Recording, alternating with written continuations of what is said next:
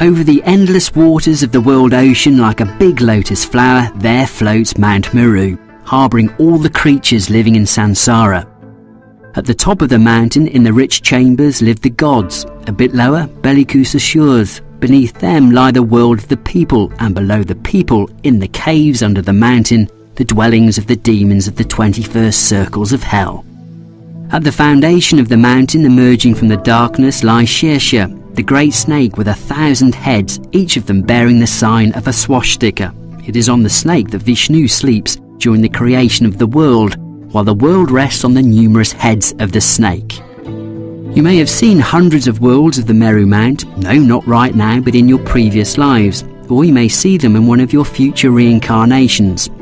However, to have a look at the model of the universe is quite easy. For that, you should visit the Angkor Vat Palace, created 900 years ago, reflecting the cosmological scheme of the Hindu mythology. Angkor Vat is located as if on an island surrounded by a wide channel with 4-metre walls on the banks.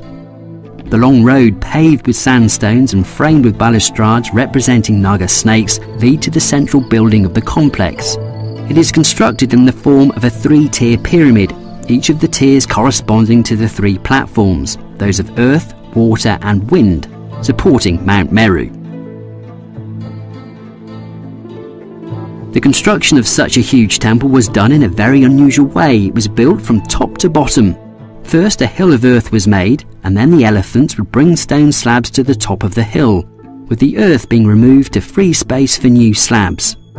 Of all the temples in the area, Angkor Vat is less destroyed by the jungles bursting from under the stones, partially because of its isolated location, and partially because it was constantly preserved by the Buddhist monks living there.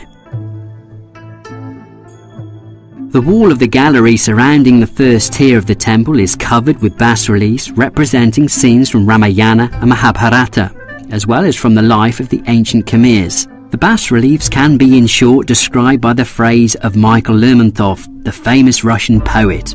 The earth shook loud as every breast horses and men together pressed. The fire of guns was like a vast. However, the eastern gallery wall is wholly dedicated to the legend from Bhagavad Purana about whipping the Milk Sea, and the story deserves it.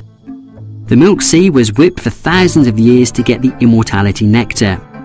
Vishnu, who himself managed the process, is depicted in the middle of the fresco, sitting on a giant turtle. The gods are on the one side from Vishnu, Asura is on his other side, and all of them are drawing the snake Vasuki from side to side, whipping the vast sea. Apart from the immortality nectar, the sea gave a lot of beautiful creatures, namely Apsaras, the beautiful maidens depicted above the bas-relief and en masse all over the Angkor complex.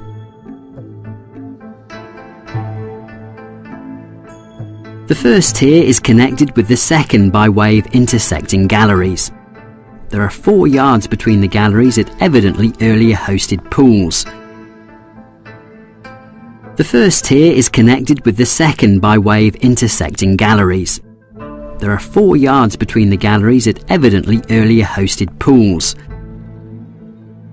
Passing along the dark galleries, we get to the central part of the temple, where earlier only King and his nearest could enter. To get there is not easy, even now, as the stairs are more than 50 degrees steep. 5 central towers represent 5 peaks of the Meru Mount. The windows of the gallery look onto the whole complex, blending. One of the visitors in love with the Angkor in her will instructed after her death to disperse her ashes on the road of Angkor Vat. Her will was fulfilled in 1936, this symbolising the powerful hold these ancient ruins have over the minds of people.